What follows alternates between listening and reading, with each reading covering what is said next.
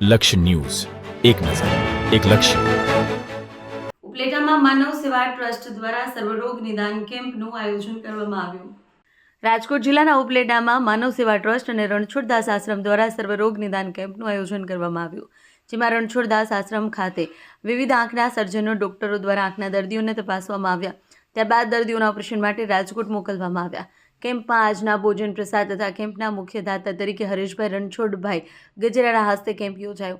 તેમના પિતા સ્વર્ગીય રણછોડભાઈ નાનજીભાઈ ગજેરાની પુણ્યતિથિ નિમિત્તે આયોજન કરવામાં આવ્યું. તેમજ આવેલા દરેક દર્દીઓને ભોજન પ્રસાદ દાતાઓના સહયોગથી આપવામાં આવ્યું.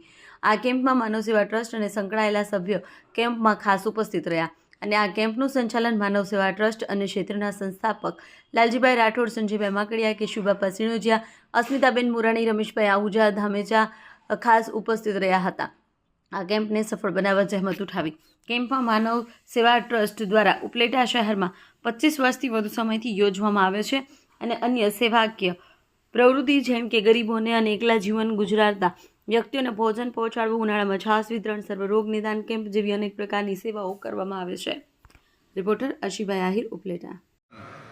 આજના કેમ્પના દાતા સલારા મોટાભાઈ સોશિયલ તરફથી આજના સંઘર્ષ કેમ્પનું એ દાતા તરીકે એને રાખવામાં આવેલ છે.